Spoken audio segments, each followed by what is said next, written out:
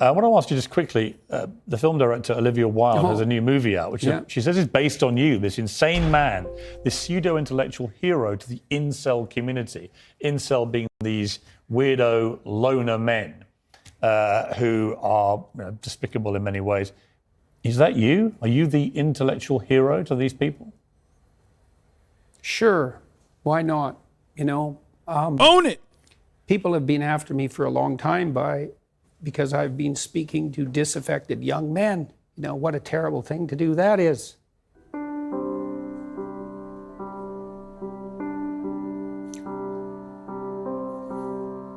I thought the marginalized were supposed to have a voice. It's making you emotional. Dog, he's eating too much liver, dog. That's what he's done, okay? Let me tell you something. That's not a normal way to talk about this sort of thing. There's something severely wrong with his brain chemistry. It's just it. That's it. Like, that's crazy. Too much meat, man. It's very difficult to understand how demoralized people are. And certainly many young men are in that category.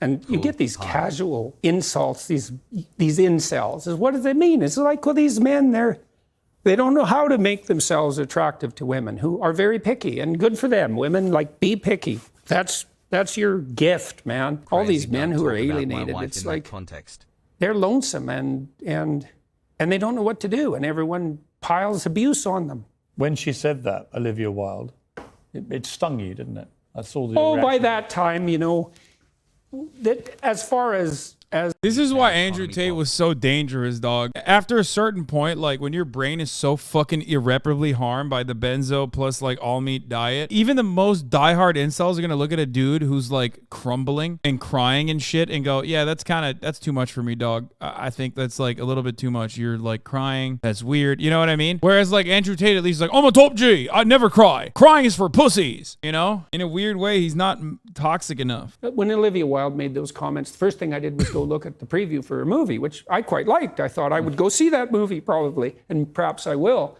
It didn't really bother me.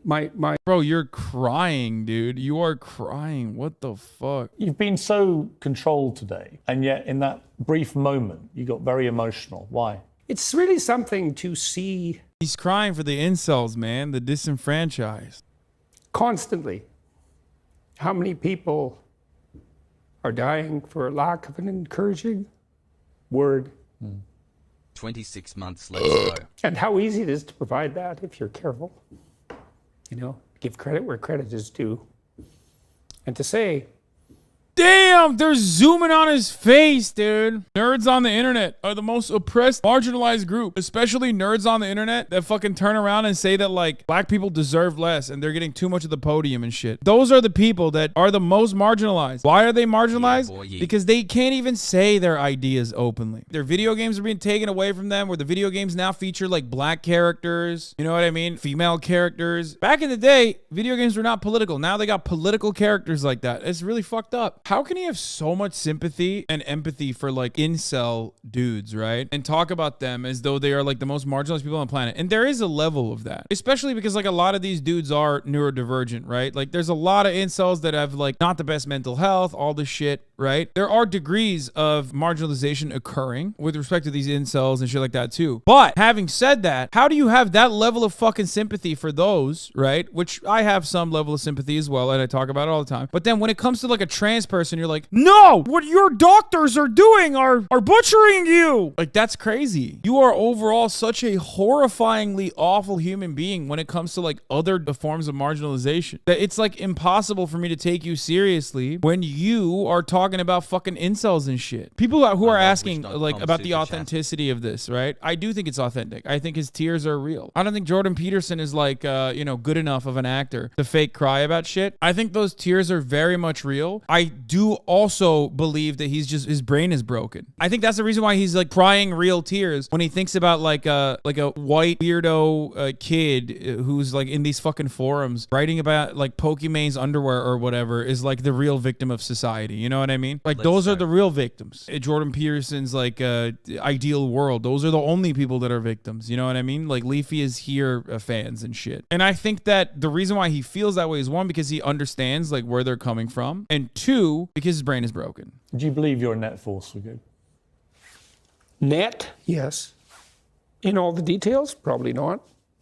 You know, no one's perfect. So That's why he said net. people make their mistakes as they stumble uphill.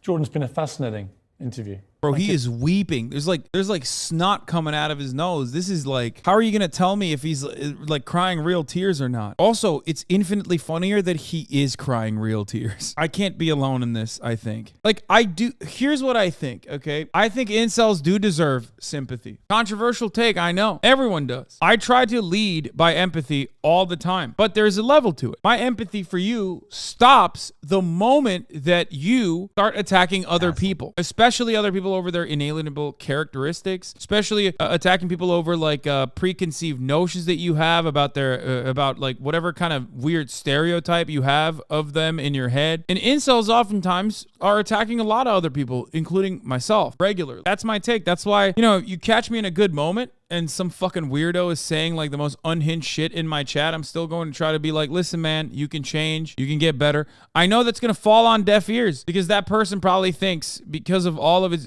their preconditioning, that person probably thinks I'm being, you know, sarcastic when I say I do care about you. You know, I do care about you. I hope you get better. Yeah, I knew when I was teaching at Harvard and at the University of Toronto that some of the things I was teaching were revolutionary. I was surprised that I got away with it, let's say, as long as I did. And so there's a way in which it doesn't surprise me. And I wouldn't say that's because of the brilliance of my ideas. It's because... Dude, he's so revolutionary. He was another conservative professor at Harvard, which of course, famously, there are none. I love that. I love the notion that like Harvard, an institution filled to the fucking very brim with like 75-year-old neck-bearded, weird, perverted right-wing professors. Those guys are all, you know, Jordan Peterson was another man amongst them teaching revolutionary things like pick yourself up by your bootstraps and communism is bad. So revolutionary. Has anyone legitimately thought that any of the things that he has ever said was considered revolutionary, like, or different or disruptive, really? Like, why? Why do we act like business school doesn't exist? Why do we act like most of these professors aren't like super right-wing? The only left-wing thought they have is that like gay people shouldn't be fucking dissolved into a vat of acid for their moral degeneracy. You know what I mean? Like, that doesn't mean that they're fucking leftists, man. I'm sick and tired of this notion that like, oh man, well, these Harvard professors, they think like you shouldn't be murdered if you're trans. Oh, wow. How fucking woke are they? You know what I mean? That's crazy. Wow. So progressive. Thank you. I'm good at communicating ideas, but the ideas that I've been developing, they're ancient ideas. They're the oldest ideas we have in some way. So it's not revolutionary. Got it. Okay, so it's not disruptive, nor is it revolutionary, nor is it any different than any number of different fucking ideas that you hear any place. No sense. So they have a power. Right, absolutely. You launched the Peterson Academy. Tell me about that quickly. Yeah, well, I've been collecting, along with my daughter, professors and educators from all around the world, and we're having them come to Miami to film 4 two-hour lectures on a variety of topics. That's awesome. He's just like hitting the fucking full tilt. Every scam you can make. Yeah, Hustlers University. I love that. He's hitting every scam you can hit. Which, respect, you know? All right, let's look at the comments. The fact that he broke when he's speaking, those are downtrodden, shows exactly who he is at heart. A true gift to this world. I'm crying right alongside him. Those young men are so alone, so lacking connection and meaningful support. HasanAbi, how do we fix incels? I mean, you can't. Incels have to be led to the water. They need to fix themselves. You just can't. It requires a tremendous amount of self-reflection. It requires a lot of like bettering yourself, focusing on healthy habits, developing healthy habits, becoming a better human being, building fucking confidence. It's a complicated process. But if I was able to go through it, you can too. Now let's look at this McLean's article on Jordan Peterson's thoughts on enforced monogamy, which parallels a lot of what Jordan just said to Piers Morgan. So speaking of Alec Manassian, who killed 10 people in Toronto with a van, Jordan says he was angry at God because women were rejecting him. The cure for that is enforced monogamy. That's actually why monogamy emerges. And remember what Jordan Peterson said to Piers Morgan about women being picky, which is why all these men, these incels, are upset. Peterson offers support for a core incel belief. He endorses the idea that some men are being denied sex because other men are taking all the sex from women who are allowed to choose to give them that sex, and that if something could happen to prevent all this having sex with people of your choosing nonsense, some unlucky women would eventually have to settle for the incels. If we could just make that happen, these men would not have to be so... Man, society with enforced monogamy, dude. So someone killed 10 people because he was angry at God because he couldn't get his fuck on. And Jordan Peterson says maybe if women weren't so picky and let him get his fuck on, then maybe 10 people wouldn't be dead. Which is maybe the most incel thing ever said. But let's watch this back for the moment Jordan actually gets triggered, because I think it's the most interesting part. He's all laughs and smiles when he thinks Piers Morgan is just asking about Olivia Wilde. Like, oh, we get to disagree with a woman. Yeah, this is the best. But Jordan's expression completely shifts when Piers gives a pretty accurate description of incels.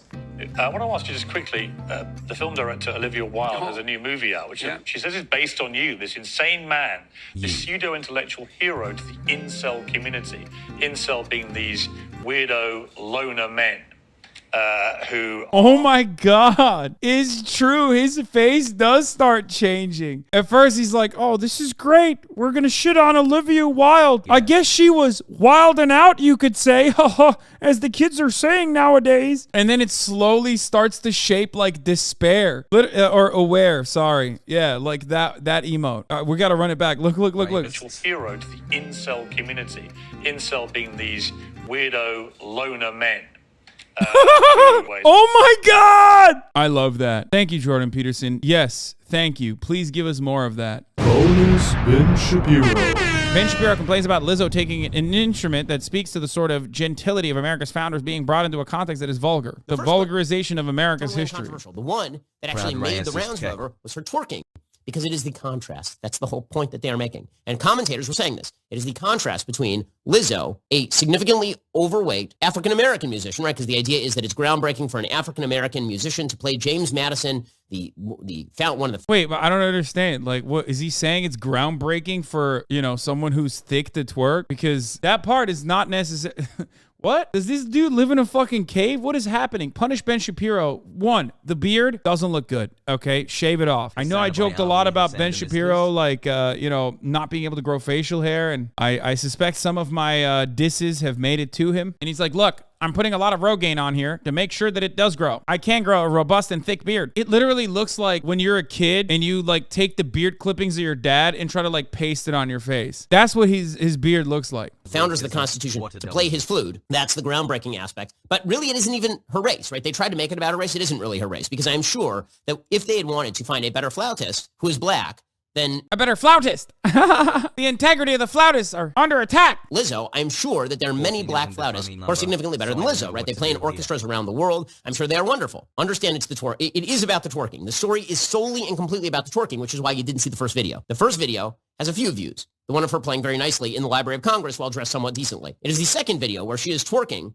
and wearing skimpy outfits with the flute, that is because the idea is to degrade the culture. That is what that is why the clip is viral. The reason the clip is viral is the contrast between a person twerking and the idea of an extraordinarily classy instrument, a historic instrument that speaks to sort of the gentility of America. It's a penis, Ben. It's a cock. It's a cock, Ben. It's just you're talking about a penis-shaped instrument that you fucking blow into like a penis. That's what you're talking about. The gentility. Also, art is about contradictions and degeneracy in every aspect of cutting-edge art. There were people just like Ben Shapiro. Why are the early stage impressionists actually showing naked bodies of women and not necessarily the beautiful angels? All of a sudden, now we're drawing prostitutes. These impressionists have gone out of control. Somebody needs to stop them right now. Monet, how about you get zero money with your art? But that's what it's about. It's about destroying the cultural integrity. It's the vulgarization of American history. Again, Lizzo did both, and only one of those clips went viral. And so if you notice that, then you're very, very bad.